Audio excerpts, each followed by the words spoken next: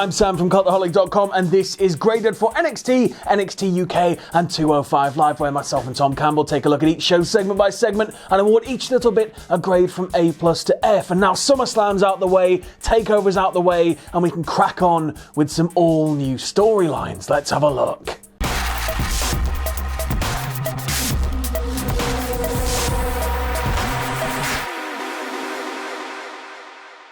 Forgot to tell myself to hit the intro, but it doesn't matter, we can go straight into 205 Live, where we have the first match of the night, Akira Tozawa with Brian Kendrick against Gentleman Jack Gallagher. So this one starts off pretty technical, and that continues until Gallagher throws Tozawa up over the corner, and he collides his head with the ring post, and Tozawa seems to actually get cut open here. It looks really nasty. So Gallagher's in the ring, Tozawa's on the outside, the ref gets to 9, and he just gets back in the ring in time. Once Tozawa's back in the ring, things start to get a little bit more vicious. There's a lot more strikes, he hits a Shining Wizard, but unfortunately he has to abandon a senton attempt. But he is able to hit a beefy dive, driving Gallagher back onto the ramp. Eventually Tozawa is able to overcome Gallagher's attempts with a series of strikes, and then the senton, and he picks up the 3, but it's on dubious terms. So as Tozawa is making the cover, Brian Kendrick is on the outside getting excited and shouting while holding the bottom rope. Ref counts to 2, Gallagher's foot goes on the rope, but Kendrick, being so excited and shaking the rope, bounces it off. So it looks like Kendrick has accidentally started a major beef. I'm going to give this one a C+. It would have got a C-, unfortunately, if not for that setup type thing at the end. It was one of those matches that 205 Live sometimes puts on where it doesn't really feel like there's much purpose. You know, both these guys are in and around the title picture, so just slap them together. However, given the past between all 3 of the guys who were involved in this match, it could shape up to be a nice little feud. I hope that we're going to see that. We then cut to Oney Lorcan backstage. He says that Drew Gulak took the easy route at SummerSlam by injuring his throat, and tonight he's going to beat him and take his belt in the rematch. We then go back to the ring for Humberto, Carrillo, Lince, Dorado, and Kalisto against Ariya, Daivari, and the Singh brothers. Commentary tell us that this was supposed to be Lucha House Party versus Daivari and the Singhs, but we see a package from earlier in the day, and Gran Metalik has been attacked, and Humberto is the first person on the scene, and Lince comes running with Drake Maverick, and he's like, he found him, and it's sort of like Lince is trying to make it look like Humberto's attacked Metalik. But anyway, on to the match. Humberto and Daivari start things off, with Daivari getting thoroughly schooled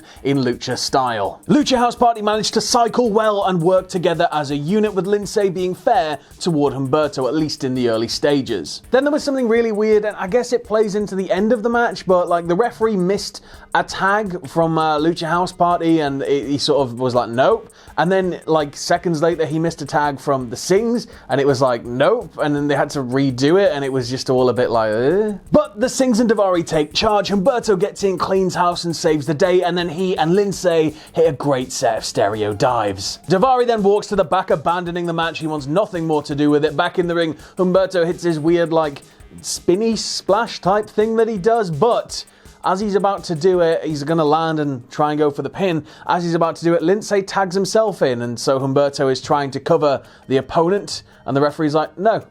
And then Lince gets in, Lince hits his finish, Lince picks up the pin. This one gets a B. It was an alright match, but I'm mainly here for the Lince heel turn origin story as it plays out, but I'm starting to get really worried that they're going to pull the rug from under our feet and it's been Humberto all along. They did do that huge set of interviews that lasted like 5 minutes apiece, where he was just like, I'm such a nice guy, and talking about his like family and tradition and everything, so for him to turn heel would be shocking, but it's not out of the ballpark, is it? We then go backstage, and Drew Gulak promises that he will defeat all comers because he is the law, and as a big Judge Dredd fan, I marked out really hard for that, so well done, Drew. And then we get one of those weird Tony Nese in the gym promos where he's like, I'm gonna win the belt back. And then we go to the ring for tonight's main event, a rematch from SummerSlam, Drew Gulak versus Oney Lorcan for the WWE Cruiserweight Championship. And Lorcan starts off as aggressively as he can. He hits the half and half within the opening seconds. He hits a dive to the outside, and Gulak is absolutely rocked. Then he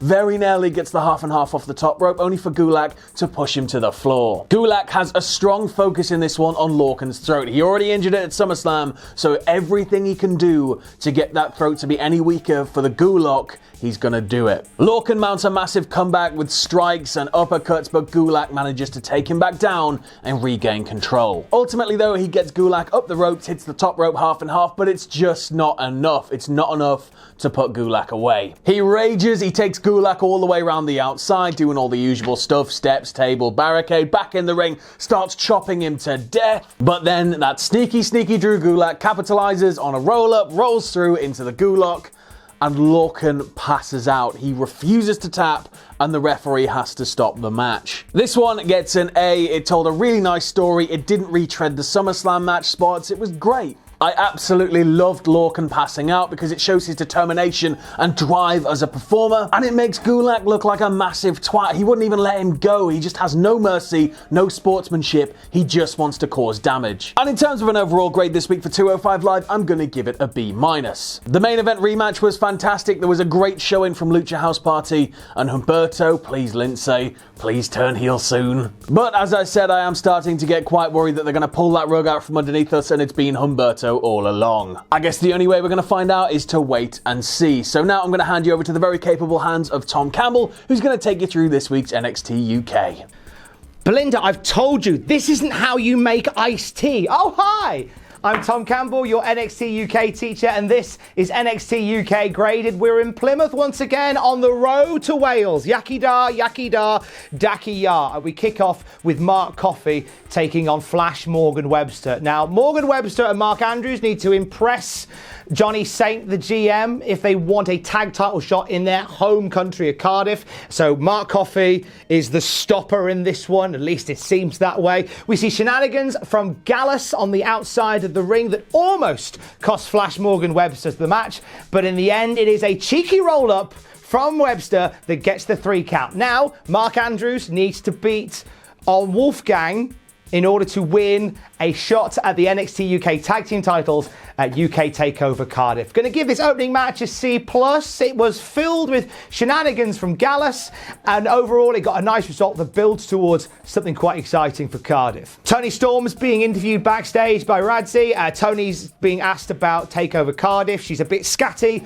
but very excited about the show. She's looking forward to seeing the fans in Wales. She's looking forward to partying. Yet when she's asked about her match with Kaylee Ray, she kind of goes inward on herself a little bit and just sort of quietly says, "Come take over, I'll be ready."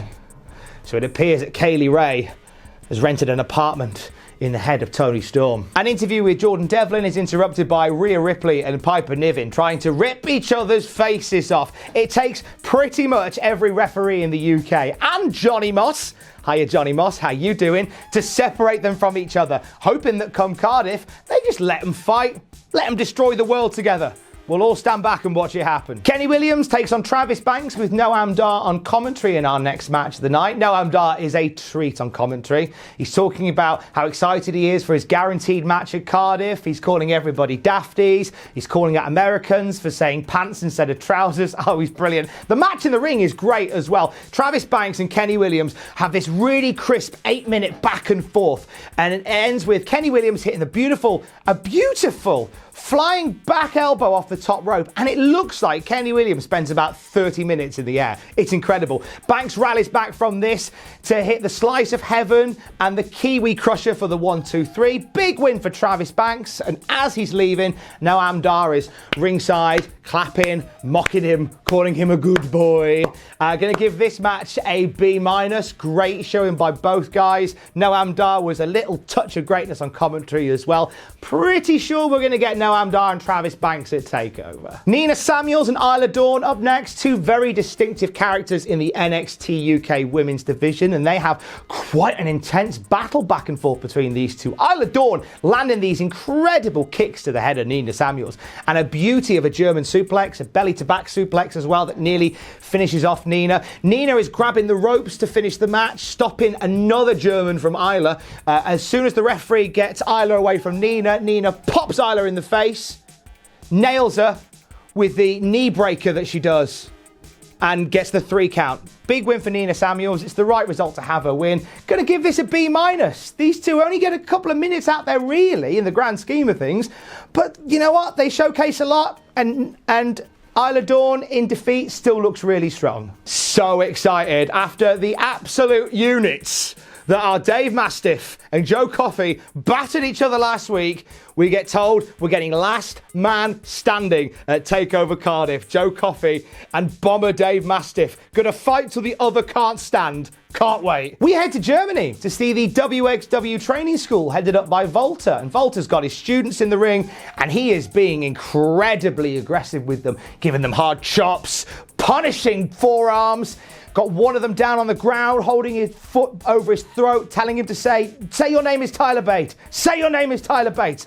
And Walter at the end calls out Tyler Bate for a face-to-face confrontation on NXT UK next week. Gonna give this segment an A. Like, it's a new creative way to showcase just what a monster Walter is. Just by the way that he was battering these kids around. It was brilliant. Main event time, and it's Cassius Ohno taking on Ilya Dragunov. There is nobody on the roster with the look and the feel of Dragunov. He comes out to this violin music. He has this intense stare about him. And the story of the match is Cassius Ohno trying to wear down on the arm and the shoulder of Dragunov to get to the point where Dragunov can barely use it but still manages to overpower Cassius Ohno on 2 occasions. Hits him with a big sit-out powerbomb and manages to get him up for a German suplex as well that really lights the crowd up. Looks like Dragunov might end up taking this one, but Cassius Ohno manages to get some shenanigans afoot with the referee, distract Dragunov enough to roll him out of the ring, smash his head into the turnbuckle, leaving him wide open for that knockout blow that Ohno does from the back. And a 1-2-3 for Cassius Ohno. Genuinely didn't expect Cassius Ohno to win, but hey, I guess it makes sense. If they're building to another match between Ohno and Dragunov can get the win back, you kind of get this image that Dragunov is a monster killer. Because I'd like to see Ilya Dragunov go after Walter for the UK Championship. So maybe this builds towards it. Your main event's getting a B+. Really enjoyed the back and forth between these two. And again, it told a really good story about how Dragunov overpowered Ohno, but it just wasn't enough tonight. Overall this week, NXT, I am going to give you a B+. Great show this week. I love it when you have a wrestling property that has a laser focus on one event, and that is what we're building to. Building to NXT UK TakeOver Cardiff, and all the pieces are falling into place. Great show this week. I see Mr. Driver has left the teacher's lounge. He's doing his trousers back up as we speak. So I'll hand you back to Mr. Driver for NXT in America. I love you, bye. Thanks for that, Tom. Now let's get on to NXT, and it's not really one of those real episodes of NXT though, is it? Because it was filmed at TakeOver. It's one of those aftermath episodes where 3/4 of the entire thing is just recap packages and backstage interviews from WWE.com. But let's get on with it. We do have the Breakout Tournament final. And we go to the first match of the night, and it is Breezango who get a monster reception from the Toronto crowd against the Forgotten Sons, who have finally got a Tron that doesn't make them look like weird doomsday preppers. Cutler and Dango start off proceedings, but things very quickly spill to the outside with Breeze. All the while, Riker is there, of course, with Blake and Cutler, just interfering in little ways as and when he can, grabbing people's ankles, tripping them, but it doesn't last for very long as the referee ejects him and the crowd goes wild. Dango gets in and cleans house until Blake drives him into the Suns' corner, where they hit a diving headbutt Frankensteiner combination. And then Fandango hits a tope before he and Breeze hit this weird slingshot elbow drop thing to pick up the 3. This one gets a B+. I loved it. It was a well-paced match and Breezango are back in a big way, but I'm starting to worry that the whole thing with the Suns was just, like they were going to feed a team to them. Let's just feed them the Suns. I hope that wasn't the case and that we're going to see a little bit more of this feud play out, because I think there's an interesting dynamic between both teams. And of course, anything we can do to make the Suns look stronger, I am all about. And now I'm going to refer to my notes because there's just a load of bump, like a load of backstage bump. So the first one is backstage at TakeOver. Pete Dunne complains about losing and he blames Dream for stopping the ref counting for his loss. We then go to Corey Taylor of Slipknot fame. Big Corey promotes We Are Not Your Kind, Slipknot's new album, which everybody should listen to because it is a banger. And then we go backstage to TakeOver again. The Era are looking for Regal. They complain that the illegal man was pinned, and once again the Era were screwed by incompetence. They then show a replay and it was actually the illegal man that was pinned. We then get a really nicely put together package for Io Shirai that's sort of explains a heel turn a little bit, but really it's just more of a cool music video. And then we get an interview with Shayna Baszler. It's not really an interview. The interviewer says, like, how do you feel about, like, Mia Yim taking you to your limits? And she just brushes it off. She says, and still, and walks past. And then we go back to the ring for tonight's main event, which is the final of the NXT Breakout tournament, and it pits Jordan Myles against Cameron Grimes. The winner of this match, of course, gets a title shot of their choosing, so they could choose any belt they want in NXT and go after it. So Grimes starts things off by trying to ground Myles, and Myles, whenever he can use his natural speed to get an advantage, is going after the legs of Grimes because he does that running double stomp and it's quite brutal, so if you take away the legs, he's not going to be able to do that, and if he can do it, it's not going to have anywhere near the impact. Things spill to the outside and Grimes manages to strike Myles and just drop him to the floor. Very blunt, very hard, just down. Back in the ring, Grimes just starts working Myles over. He even uses a fish hook. He puts his fingers in his mouth and just starts wrenching on the face, and it looked horrible. And then the match sort of loops back round on itself a bit, which is a bit weird. It goes back into a striking phase, and then eventually the speed comes out and the crowd start getting involved with it. So Myles busts out some flippy stuff. He drives Grimes to the outside, then hops onto the apron and connects with a mean-looking PK. He almost gets the win with a high-angle crossbody, but Grimes follows it up with an orange crush that just looked brutal. There was a really cool little bit that I liked as well. Like, Grimes goes to whip Myles into the corner and he slides down into a baseball slide position and just stops himself dead with his right foot, looks him in the eye, and he just goes, nah, like, not today. And it was great. Eventually, though, Myles hits his huge 450 and picks up the win, and he's met at the top of the ramp by William Regal, who hands him like a leather-bound clipboard, which obviously has the contract for the title match in it.